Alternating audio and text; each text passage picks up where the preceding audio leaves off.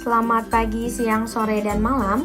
Perkenalkan kami dari kelompok pembelajaran mata kuliah Psikologi Belajar dan Kognitif, Program Studi Psikologi, Fakultas Pendidikan Psikologi, Universitas Negeri Jakarta. Pada kesempatan kali ini kami akan membahas tentang pengaruh modeling pada aplikasi TikTok terhadap gaya hidup penggunanya. Kita seringkali secara sadar maupun tidak sadar mengikuti tren yang sedang viral di kalangan. Maka dari itu, kami akan membahas bagaimana sih modeling ini terjadi di kehidupan sehari-hari. Sebelumnya, perkenalkan, nama saya Adila Wafira dan teman kelompok saya yang beranggotakan Abiza Syahnan Huzaimi, Zahra Rufi Septiani, Nadifa Alia, dan Salma Inayatul Hidayah. Modeling. Salah satu proses belajar melalui observasi adalah peniruan atau modeling. Modeling pada proses belajar ini yaitu modeling yang melibatkan penambahan atau pengurangan tingkah laku yang teramati. Menggeneralisir berbagai pengamatan sekaligus melibatkan proses kognitif di dalamnya. Bandura mengungkapkan bahwa proses observasi ataupun perhatian sangat penting dalam pembelajaran ini, karena tingkah laku yang baru atau kompetensi tidak akan diperoleh tanpa adanya proses observasi maupun perhatian pembelajar. Unsur utama dalam peniruan. Menurut teori belajar sosial, perbuatan melihat saja menggunakan gambaran kognitif dari tindakan secara rinci dasar kognitif dalam proses belajar dapat diringkas dalam 4 hal, yaitu yang pertama, perhatian atau attention. Subjek harus memperhatikan tingkah laku model untuk dapat mempelajarinya. Subjek memberi perhatian tertuju kepada nilai, harga diri, sikap, dan lain-lain yang dimiliki. Contohnya, seorang pemain musik yang tidak percaya diri mungkin meniru tingkah laku pemain musik terkenal sehingga tidak menunjukkan gayanya sendiri. Bandura dan Walters tahun 1963 dalam buku mereka Social Learning and Personality Development menekankan bahwa hanya dengan memperhatikan orang lain pembelajaran dapat dipelajari. Yang kedua, mengingat atau retention. Subjek yang memperhatikan harus merekam peristiwa itu dalam sistem ingatannya. Ini membolehkan subjek melakukan peristiwa itu kelak bila diperlukan atau diingini. Kemampuan untuk menyimpan informasi juga merupakan bagian penting dari proses belajar. Yang ketiga, reproduksi gerak atau reproduction. Setelah mengetahui atau mempelajari suatu tingkah laku, subjek juga dapat menunjukkan kemampuannya atau menghasilkan apa yang disimpan dalam bentuk tingkah laku. Contohnya seperti mengendarai mobil atau bermain tenis. Jadi, setelah subjek memperhatikan model dan menyimpan informasi, sekarang saatnya untuk benar-benar melakukan perilaku yang diamatinya. Praktek lebih lanjut dari perilaku yang dipelajari mengarah pada kemajuan perbaikan dan keterampilan. Selanjutnya yang keempat ada motivasi. Motivasi juga penting dalam pemodelan Albert Bandura, karena ia adalah penggerak individu untuk terus melakukan sesuatu. Jadi, subjek harus termotivasi untuk meniru perilaku yang telah dimodelkan. Adapun ciri-ciri teori pemodelan Bandura. Yang pertama, unsur pembelajaran utama ialah pemerhatian dan peniruan. Yang kedua, tingkah laku model boleh dipelajari melalui bahasa, teladan, nilai, dan lain-lain. Yang ketiga, pelajar meniru suatu kemampuan dari kecakapan yang didemonstrasikan guru sebagai model. Yang keempat, pelajar memperoleh kemampuan jika memperoleh kepuasan dan penguatan yang positif. Yang kelima, proses pembelajaran meliputi perhatian, mengingat, peniruan dengan tingkah laku atau timbal balik yang sesuai, diakhiri dengan penguatan yang positif. Adapun ciri-ciri teori pemodelan Albert Bandura. Yang pertama, unsur pembelajaran utama ialah pemerhatian dan peniruan.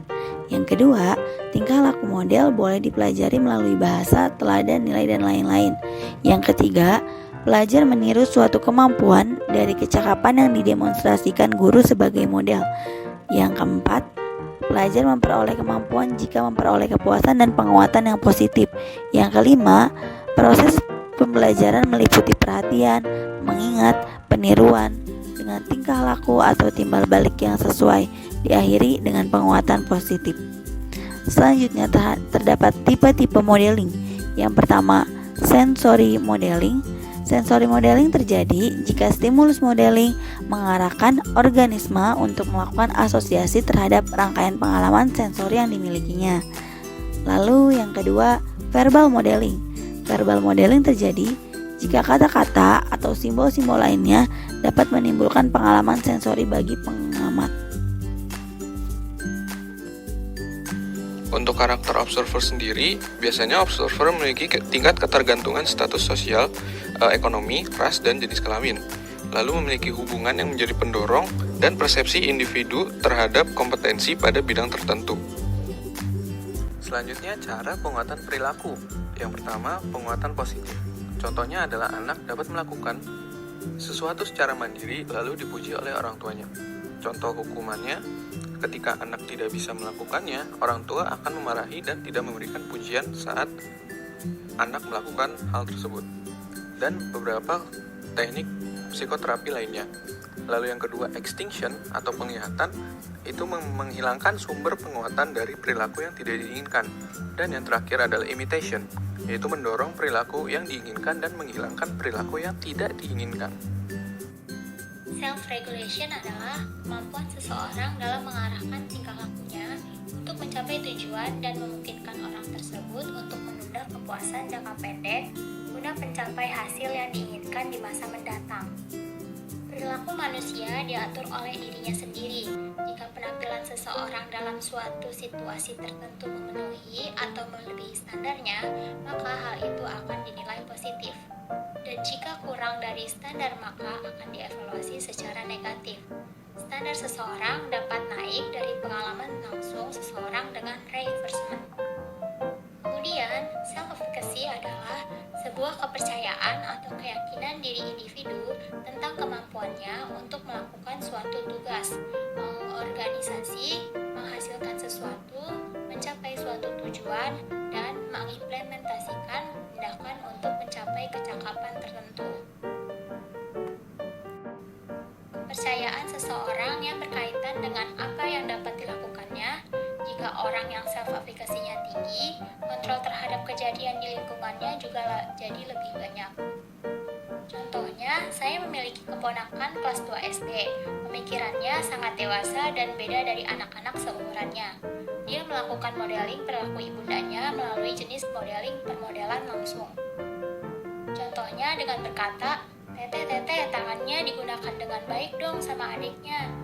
Pada adik perempuannya yang berusia sekitar kelas TK saat adiknya jahil kepada adiknya yang laki-laki masih bayi. Dan bisa disimpulkan bahwa anak ini melakukan modeling dari belajar, imitasi, dan pengalaman. Pengaruh modeling pada aplikasi TikTok terhadap gaya hidup penggunanya. Aplikasi TikTok kini menjadi salah satu platform sosial media yang cukup populer di kalangan masyarakat. Dunia TikTok adalah sebuah aplikasi jaring sosial dan platform video musik di mana pengguna bisa membuat, mengedit, dan membagi klip video pendek lengkap dengan filter dan disertai dengan musik sebagai pendukung. Dengan aplikasi ini, pengguna dapat membuat video pendek yang unik dengan cepat dan juga mudah untuk dibagikan dengan teman dan ke seluruh dunia. Namun, dengan semakin berkembang aplikasi ini pengguna juga membuat video dengan durasi yang lebih panjang, yaitu sekitar 60 detik atau yang setara dengan 1 menit. Sejak WHO menetapkan COVID-19 sebagai pandemi global, tepatnya 11 Maret 2020 lalu, semua berjalan secara online. Indonesia dituntut untuk mengoptimalkan perannya dalam berbagai aspek, sehingga menjadikan seluruh aktivitas terbatas. Namun meskipun menjadi terbatas, tapi nyatanya kita mempunyai ruang yang terbatas, yaitu disebut sosial media. Tidak dapat dipungkiri bahwa keberadaan internet di Indonesia memberikan kemudahan bagi penggunanya. Informasi dan hiburan dari berbagai sudut dunia dapat diakses dengan mudah melalui internet. TikTok merupakan salah satu modeling yang terjadi dalam masyarakat, karena di sana kita dapat melihat bahwa hanya terdapat modelan yang disebut bersifat pemodelan simbolis. Kita melihat gaya hidup dan juga perilaku yang ditampilkan oleh karakter dalam video tersebut, sehingga saat pengguna aplikasi melihat secara tidak langsung telah melakukan proses atensi atau memperhatikan tingkah laku, dan setelah itu preferensi mereka termotivasi untuk melakukannya, dan terjadilah proses imitasi perilaku yang disebut modeling. Maka dari itu, TikTok termasuk salah satu bentuk modeling secara verbal dan termasuk pada pernikahan secara simbolis. Contoh yang terjadi saat ini adalah banyak sekali tren-tren yang menjadi gaya hidup anak remaja. Salah satunya tren menggunakan bahasa Jaksel, yaitu bahasa Inggris yang dicampur dengan bahasa Indonesia.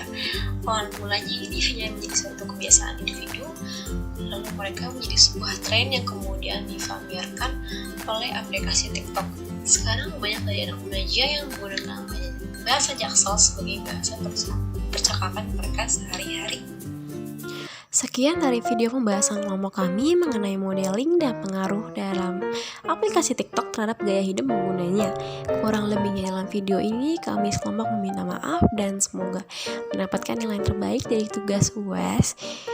Dan terima kasih sudah menonton sampai akhir.